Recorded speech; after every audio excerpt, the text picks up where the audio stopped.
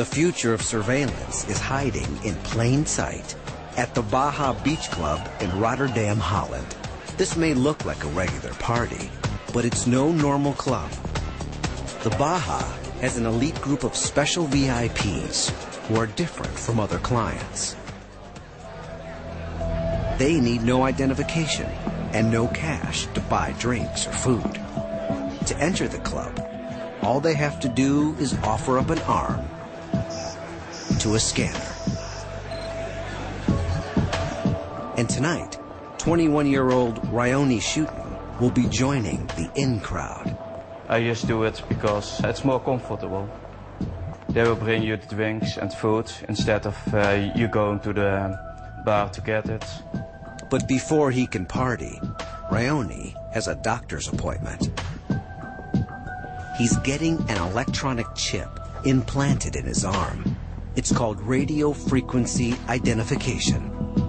An RFID chip is a small device that transmits a radio signal that's read by a scanner. In 2003, the Attorney General of Mexico and some of his staff received RFID implants inside their bodies to allow them access to sensitive areas. While it's not yet commonplace, Ryoni's doctor has implanted nearly 100 chips. At first I had some doubt, of course, because you are putting chips in healthy young people. But I think it's the future. Each tiny chip has a number. A scanner connected to a database can instantly reveal who the person is and much more. Technically, there's no limit to the information the database can hold. This is the needle with which I'm gonna implant the chip. The chip itself is little larger than a grain of rice. It will remain inside Ryoni's body for the rest of his life, or until he undergoes surgery to have it removed. Ryoni will need an anesthetic before the procedure. The chip is implanted just millimeters below the skin. If it goes in too close to the muscle could be damaged, and Ryoni will feel the chip when he moves. If all goes well, he won't even know it's there. Okay.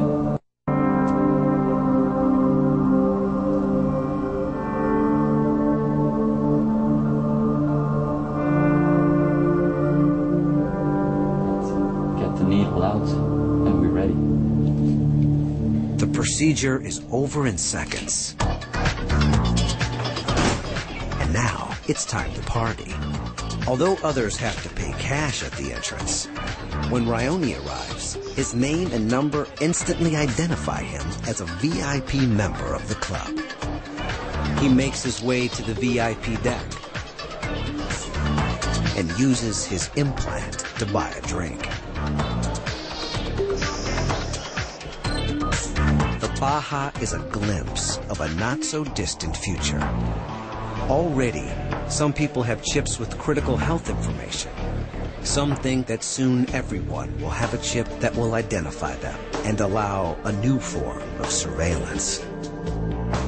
Joe Van Galen manages the club and likes to keep an eye on everyone, especially his chipped VIPs. I think that in 20 years it will be a normal thing. I think when you get born you get a chip, and it will stay in your body for the rest of your life, and you get all kind of information on it. So if you got a problem, you read the chip and then they know who you are. Implanted ID chips may be just the beginning. Future chips could be coupled with GPS tracking technology, making it possible to locate anyone, anytime, anywhere. Parents and pet owners are already using external GPS units to keep track of their loved ones. In the U.S., approximately 7,500 criminals are monitored by GPS. And these devices are only getting smaller. Although GPS implants aren't currently available, it might be only a matter of time before every criminal, perhaps even every citizen, has an ID chip. Once the stuff of science fiction, these surveillance technologies are becoming reality. But the more amazing they get, the more controversies they create.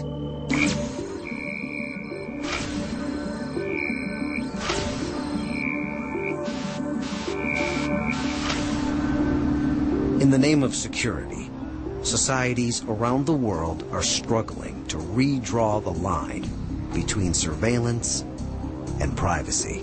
The bill before me will help law enforcement to identify, to dismantle, to disrupt, and to punish terrorists before they strike. Just months after the 9/11 attacks, President Bush secretly ordered the government to listen in on some Americans' phone calls without getting warrants. Technically, snooping on communications is not difficult. Almost every phone call, fax, and email passes through a network of towers and satellites. This digital data can be intercepted with listening dishes or by using spy satellites. The U.S. alone has more than 30,000 eavesdroppers scattered around the world, working with at least 100 spy satellites. Every 3 minutes, they collect enough information to fill the Library of Congress. Governments tell us these technologies make us safer. But where is it all leading?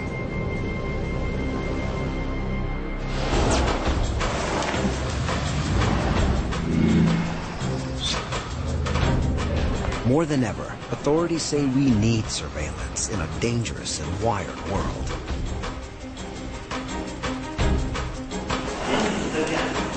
Even 500,000 cameras couldn't stop the London bombings.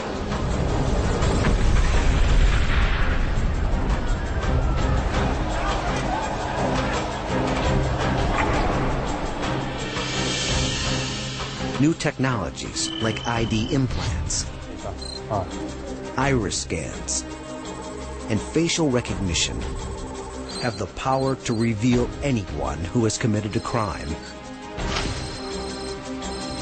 or crossed a border illegally. But they also have the power to invade our privacy. In the future world of total surveillance, there may be nowhere to hide.